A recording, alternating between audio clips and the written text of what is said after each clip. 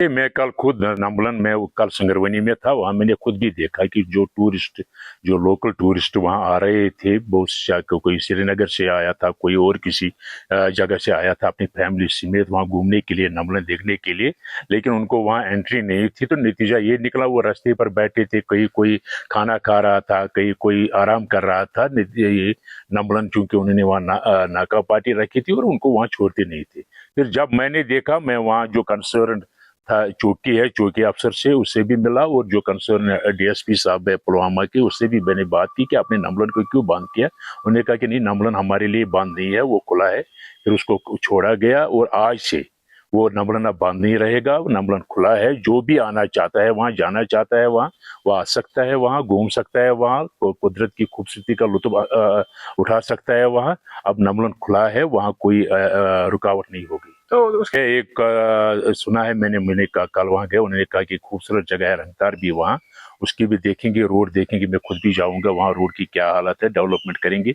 इकट्ठे तो सारी डेवलपमेंट नहीं हो जाएगी, आज ही इसी साल शुरू हो गया, आहिस्ता आहिस्ता डेवलपमेंट हो जाएगी। उसका नम्बलन के लिए रोड बन रहा है, और जो सड़क के लिए हम कोशिश कर रहे हैं, सड़क के लिए भी रोड बनने का वो भी कोशिश कर रहे हैं। और बाकी जो रंगतार आपने कहा है, रंगतार में भी अगर कोई डेवलपमेंट करनी होगी, रोड बनाना होगा, वो भी बनाएंगे। और न सिर्फ रोड बनाएंगे, बल्कि जो वहाँ हम नम्बलन में कैफेटेरिया भी खोलने जा रहे हैं, वो उसके लिए भी वहाँ कोशिश जारी है। रात के रहने के लिए वह जगह भी होनी चाहिए। वहाँ टूरिस्ट हटों को खोलने की भी कोशिश हो रही है।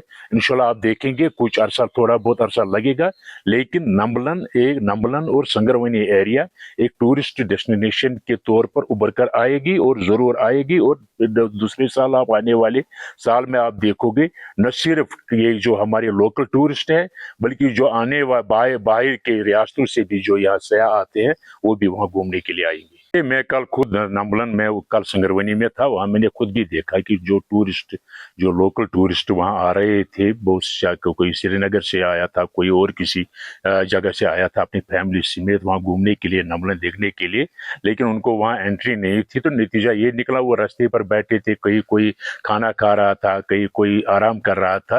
ये नम्बलन चूंकि उन्होंने वहाँ नाका पार्टी रखी थी और उनको वहाँ छोड़ते नहीं थे। फिर जब मैंने देखा, मैं वहाँ जो कंसर्न था चौकी अफसर से, उससे भी मिला, और जो कंसर्न डीएसपी साहब है पुलवामा के, उससे भी मैंने बात की कि आपने नम्बलन को क्यों बंद किया। उन्होंने कहा कि नहीं, नम्बलन हमारे लिए बंद नहीं है, वो खुला है। फिर उसको छोड़ा गया और आज से वो नम्बलन अब बंद नहीं रहेगा, नम्बलन खुला है। जो भी आना चाहता है, वहाँ जाना चाहता है, वहाँ वो आ सकता है, वहाँ घूम सकता है, वहाँ कुदरत की खूबसूरती का लुत्फ उठा सकता है। वहाँ अब नम्बलन खुला है, वहाँ कोई रुकावट नहीं होगी। तो उसके एक सुना है मैंने कल वहाँ गया, उन्होंने कहा कि खूबसूरत जगह है रंगतार भी वहाँ, उसकी भी देखेंगे, रोड देखेंगे। मैं खुद भी जाऊंगा वहाँ, रोड की क्या हालत है, डेवलपमेंट करेंगे। इकट्ठे तो सारी डेवलपमेंट नहीं हो जाएगी, आज ही इसी साल शुरू हो गया, आहिस्ता आहिस्ता डेवलपमेंट हो जाएगी। उसका नम्बलन के लिए रोड बन रहा है, और जो सड़क के लिए हम कोशिश कर रहे हैं, सड़क के लिए भी रोड बनने का वो भी कोशिश कर रहे हैं। और बाकी जो रंगतार आपने कहा है, रंगतार में भी अगर कोई डेवलपमेंट करनी होगी, रोड बनाना होगा, वो भी बनाएंगे। और न सिर्फ रोड बनाएंगे, बल्कि जो वहाँ हम नम्बलन में कैफेटेरिया भी खोलने जा रहे हैं, वो उसके लिए भी वहाँ कोशिश जारी है।